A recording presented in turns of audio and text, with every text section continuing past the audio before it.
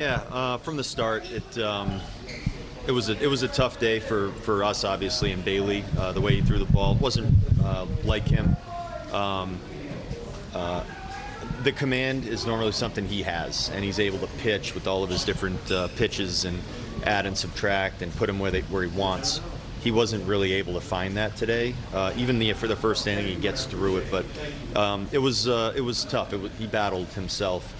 He's also been, along with another guy in the clubhouse, has dealt with a virus this week too, and he was certainly not up to full strength, but we didn't anticipate him missing the start, and he said he was good to go. But clearly, I think it had some effect one way or the other, and it was part of what we saw out there today. So, yeah, he did. He had to start last year. That was kind of similar to this. It's beyond unusual for Bailey because he's so consistently good.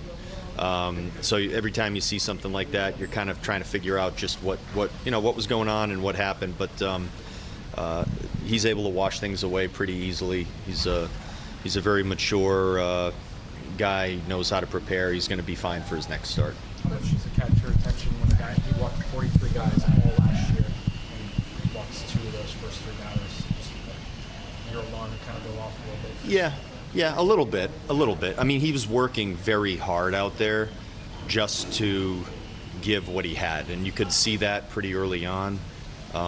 Once the game starts and he's out there and he's doing his thing, you got to see what he's going to turn it into. Because Bailey could just as easily flick a switch at some point and then roll off 3, 4, 5 really crisp innings, even if he's not maybe at not feeling totally like himself.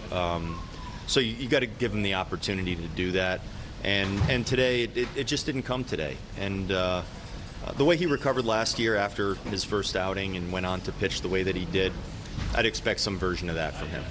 Was him not making the start something you guys have discussed? We discuss everything, so yes, but not. It's not something that we were close to doing.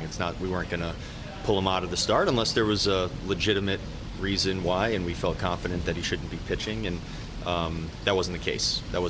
But it's just a factor. It's one of the things that went probably played out a little bit on the field today. We got a chance to see what that looked like. Obviously, didn't look great, but also I would say Bailey would probably also tell you he could have made better pitches, regardless of the scenario, and he didn't, and that's life. That happens.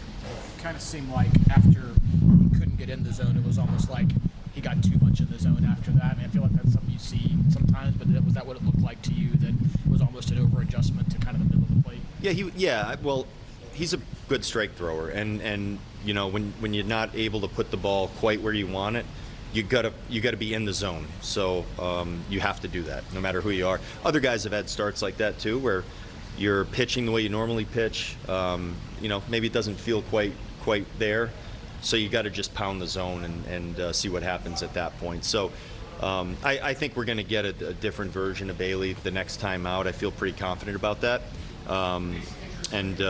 Obviously he'll end up talking and explaining what he was feeling out there, but that's what I was seeing. You never hit into a lot of hard luck the first couple of days. Did you think the at-bats were of the same quality today as the last 2 days? I'd say something like that. Yeah, I would say, even going into the last inning, you go out there and you rip 2 balls, and very little, did we hit that found space. It was either you had to hit it off the wall. Willie had some good swings today. Wally had a good swing today, or it felt like any other balls that were put into play. I know Buck had the one where he drove in a run and kind of got us going early on.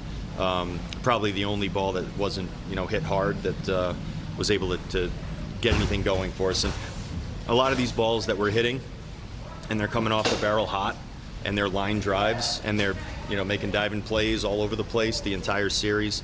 That's not going to continue. We know that, but we just have to stay true to what we know, what we're trying to do at the plate. We just need to keep having good at-bats, keep barreling balls up, and things are gonna work offensively. It was actually not a bad offensive display. The runs did not come. They really didn't come. But the way the guys swung it, you could go up and down the lineup and say fairly positive things about more guys than not.